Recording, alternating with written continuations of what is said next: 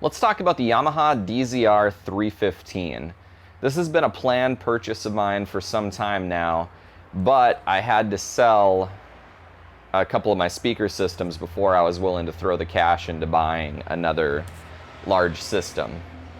So I finally sold my bigger DAS systems. I sold my line array, I sold my action system, I sold my Vantech system. I've only got a few DAS audio speakers left, the Action 12As, and I've got two of the Vantech 18As left. And then after that, once those are gone, I'll be pretty much an all Yamaha rental production company. So my plan for my big show eventually is to, I'm not sure if they're off camera or not, but I've got my DXS 18 XLFs right here. I got two of them right now. I actually have two more that'll be here next week. So this is the building blocks of what's going to be my large system. So to start out, I'm just going to do, two of the DXS 18 XLFs with a DZR315 on top, one on each side for bigger shows, band shows. Eventually, I'd like to double that and have 4 of these single 18 subs on each side with 2 of these on each side for larger shows. And I think that's probably about as big as I'll go system-wise going forward. No, I don't think there's any line arrays in my future again. But anyways, let's get to the unboxing. Let's see what's in here. See what this thing looks like. It's a big, heavy speaker, so it does come strapped pretty hardcore.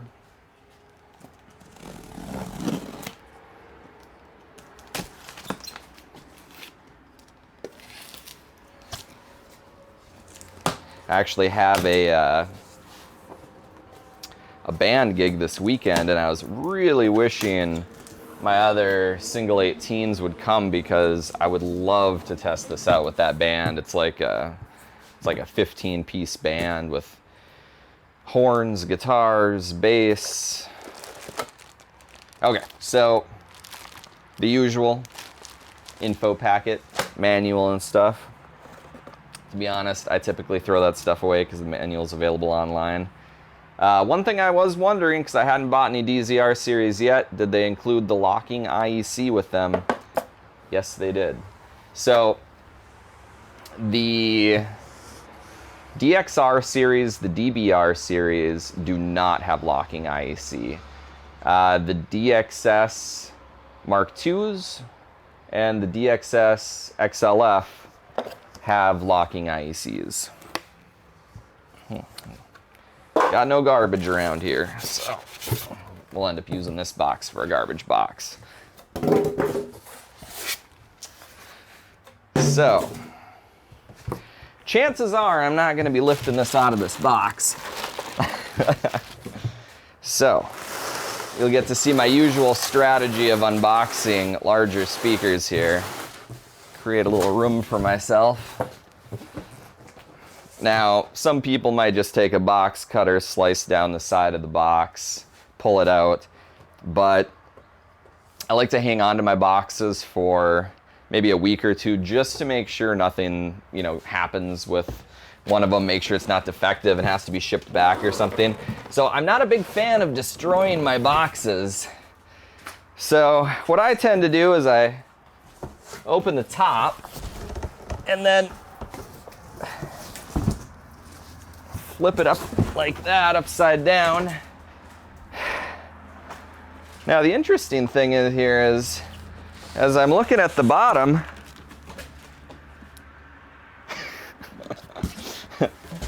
okay, that's why they put the straps on.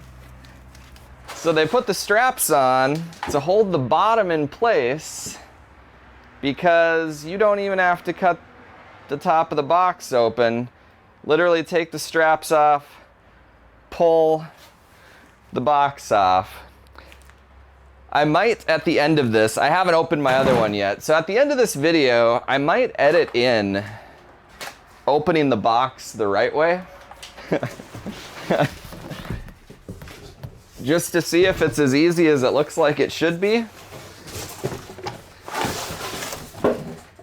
You know, this is a good example of, well, number one, why I need a bigger shop. Ugh.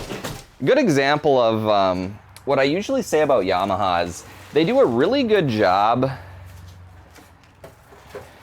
engineering things. They seem to like think things out more than the average manufacturer does, right down to the box design. This is the first box I think I've ever gotten where they were strapped like that for a reason, so that you could take the straps off and lift the box off the speaker.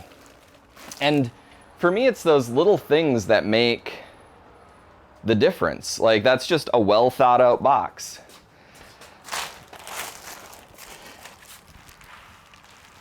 Although, for a guy like me, they probably could have put some instructions on the box. But either way, I got it out. So anyways, a little protection on the top.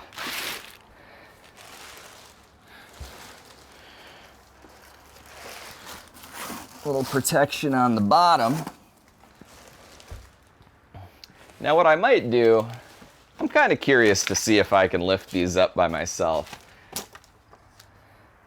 I've been wondering if they're a little too high or not. So I'm just gonna put that over that way a little bit. I mean, this thing looks really nice. Looks like it's got some rig points. I definitely won't be doing any rigging with it, but, you know, and, you know, yes, it's got the same. This is probably the one thing I don't like about the DZR series just in general, is that instead of just having a metal grill with maybe some fabric on the inside of the grill for dust and stuff, they put fabric on the outside, and while it looks nice, I do question its roadworthiness. Now, the nice thing about the cases, and I've pointed this out in my sub review, because the subs are the same way. The nice thing about the cases is they do have like protection. I don't know if you can see it, but there's mesh in the front of the cases, so that does help protect the fabric. Because if you toted these around without the Yamaha cases, I think the front grille would look trashed within a year.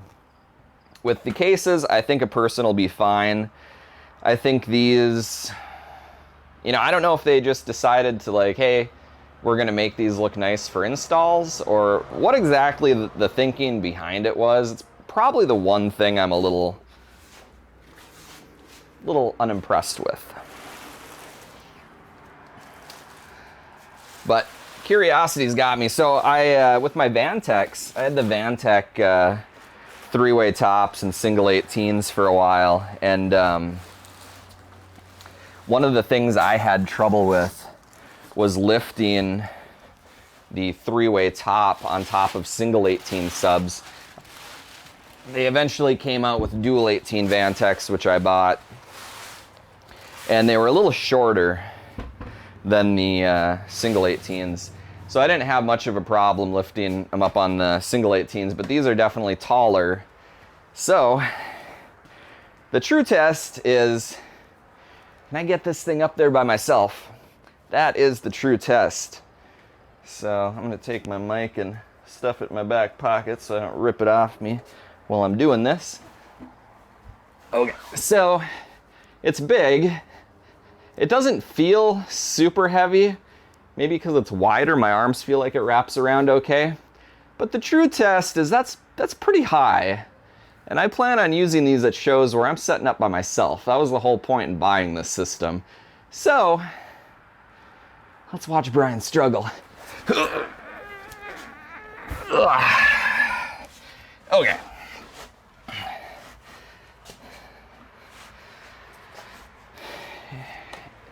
Surprisingly not as bad as I thought it was gonna be. I could definitely handle doing that. I don't think these are any lighter than the Vantex. I actually think they're heavier. Maybe not quite as tall. Maybe the weight's distributed a little differently. I'm not quite sure, but that actually didn't seem too bad lifting wise.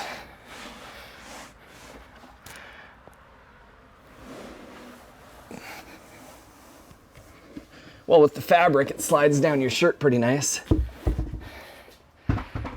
Not too bad. It passes my lifting test. I'm getting old. I'm 37, so I can't handle lifting too much. But the back of the DZRs, I'm probably not going to go through the menu and stuff with you. You can look that stuff up online. I don't think I really went through it with these either, but this one's more of a pro audio speaker. If you look at the DXR series, you'll see like RCA inputs and stuff. That's more catered, I think, towards the mobile entertainer, the DJ, for having, like, if you want to plug an iPad right into it, or maybe the, you know, a solo musician, if you watch my reviews on those, because you can plug a keyboard right in. It's got, actually, no, it doesn't have RCAs. Scratch that. It's got dual quarter. No, it's got RCAs. It's got XLR, dual quarter, RCA. I feel like I'm out of breath after lifting that. Need to go to the gym more. But these are more targeted to the pro audio professional. So it doesn't have the, it's got dual XLR quarter-inch combo jacks, but it's not going to have an RCA in because it's meant to use with a soundboard or something. It's not meant to just take one of these out and go with it. Interestingly, I'm kind of looking over the construction here, and you know, a lot of times you'll see speaker cabinets where, you know, the back is, the amp is the only thing there. It looks like there's like a panel for servicing where this whole panel comes off. You can it looks like you can take the amp off. I might not even have this in the screen. Looks like you can take the amp out for servicing, but it also looks like there's an entire wood panel that's separate here that can come out. But anyways, I'm going to probably set up one stack with these subs, listen to it by itself, listen to it with the subs, and I'm going to do that off camera. And I'll probably pop back on here, let you know what I think as I unbox the other one, because I am going to try to unbox the other one by just slipping it off, because I want to see if that's really what it was. Looks like that's what it's for. But anyways, be back in a minute. Okay. It's the moment we've all been waiting for. Take 2 on how to open a box. One of the straps was broken on this one. I blame the freight company. Okay, we'll leave that down there. Now let's see if this works how it's supposed to work. A little bit of suction from inside the box. There we go. All right, that was way easier than my original method of flipping the box over. But that's typically what I do. Like, I think this is the first speaker I've ever ordered where the bottom of the box is its own piece and it's held together by the straps. So, anyways, proper way on how to unbox this thing. Much easier than my original method. I did get a chance to listen to the speakers a little bit outside, but it's 11 a.m. in the office park, and I don't think the Allstate insurance agent across the way really wants me blaring music for too long, so I'll have to do a full test later. You know, at 6, 7 o'clock at night where I can really crank them up, or just make a point to bring them out to a gig. But I need to get my other subs in before I'm able to bring them out to a gig. But from the little bit that I did listen to them, they did sound very crisp and clear, but I was maybe only running them at half volume.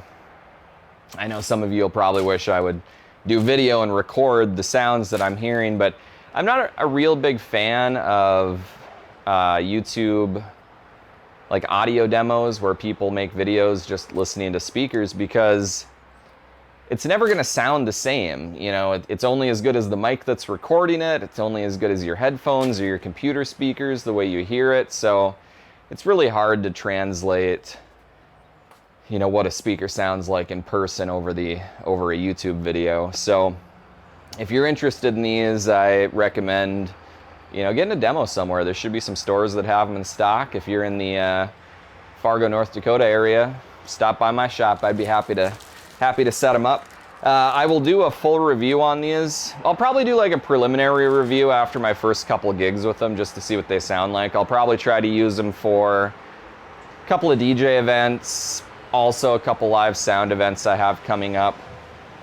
In the meantime, if you have any questions, throw them down in the comments section. Otherwise, stay tuned for my full review. See ya. I'm back again. There is one thing I forgot to mention. I did, when I set it up outside to listen to it, I did, I don't know what I'm looking around for, my covers.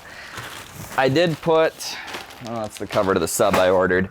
I did put the cover on it to see how that fit, and it fits over nicely. The one kind of oddity I'll say is on my DXS 18 XLFs, that front mesh I was showing earlier in the video does a really good job of covering the entire front and even going slightly below the grill. Like it's pretty much right down to the ground, nice and even. On the cover for my DZR315, that mesh towards the bottom almost seems like it is a little short. Like when you slip it on and just look at it, you can see some of the bottom of the grill. It's almost like it's like stretched and kind of pulled up in the center.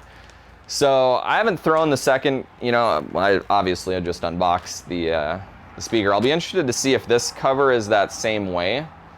I don't know if that would really be an issue. In transport, it's going to be zipped all the way down, and it does cover the grill completely when the flap is zipped all the way down. So I don't know if that'll really be a long-term issue as far as, you know, kind of chipping away at the bottom of the grill or not. But something to be mindful of, I guess. But yeah, a little bit of the grill exposed on the bottom. Kind of a bummer. I like to complain about cases when they're not sewn properly.